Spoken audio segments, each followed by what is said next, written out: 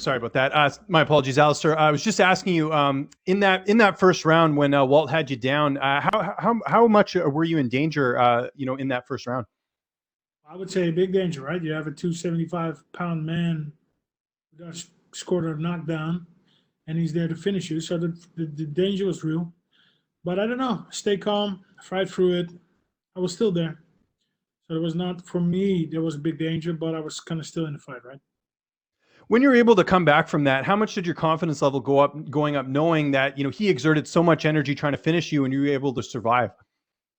Well, I think also his weight, right? He was 265, 275. And you're fighting 5 rounds. That's too much. Absolutely. And you get the finish, really, really, really great win there. Do you have an idea of what's next as far as when you want to fight again and everything else? Because obviously this was a big win tonight. Well, what's next is some time off because we've kind of had an extra long camp, right? 5 weeks extra. So that makes it 10 weeks I was in camp. So we're going to have some time off. Enjoy my 40th birthday. Yes, yippee. And then, I don't know, fight against September, October. Not too long a layoff. I think September, October will be nice. Do you plan on staying in the United States or going back to the Netherlands? Because I know Curtis has his fight. It sounds like it's going to happen in June against Volkov. That's June, right? June 21 or 23. Yeah. I will go back to the Netherlands a little bit because I have to recharge my battery. I want to see my girls. Obviously missed them the last 5 weeks. But, I don't know. We're going to have to look at the schedules and then be back in camp. Congratulations on the win, Alistair. Thanks for the time. Next, we'll go to Gabriel Gonzalez with Cage Side Press. Congratulations, Alistair, and happy birthday. Alistair, I think a lot of people, when we saw you go down, there's obviously that talk about, can you take the damage? Can you take the punches? Do you feel that it's unfair, especially after a performance like this, that people question your ability to take a shot? I don't know. Right? Some people say I can take a shot. Some people can't. I don't know. I don't really pay attention too much to what other people say. Just focus on what I need to do. I focus on my team. Alistair, this was a great example, in my opinion. You've had several great comebacks. I know a lot of people like to highlight the losses, but you've come back and you've continued to take on elite level competition. What's the key to rebounding from those moments? Because you came back, after a tough performance, your last one, and you record this great victory. What's the key to just mentally keep going when you have those setbacks? Well, I don't know. I think obviously you need to take care of your body, right? Your diet, your body. Surround yourself with good people, right? And always get better. Train to get better. Learn new stuff. You had a very great moment with Walt there after the fight. Can you just discuss a little bit of what you said with him?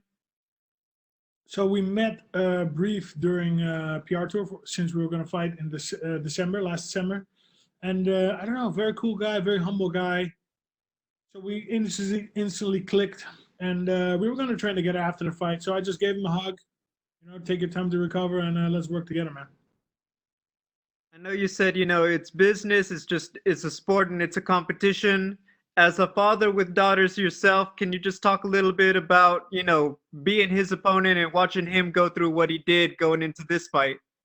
Well, it's definitely a personal tragedy that he's been through. I think it's really good for him that he got back on the horse, right, and he's competing. You have to continue. You have to just get on with it. And to me, to honor him, I just needed to bring my best version tonight.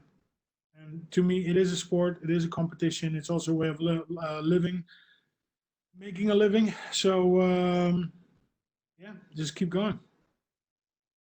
Thank you, Alistair. Congratulations. Next, we'll go to Shaquille Majuri with MMA Mania. Your line is open.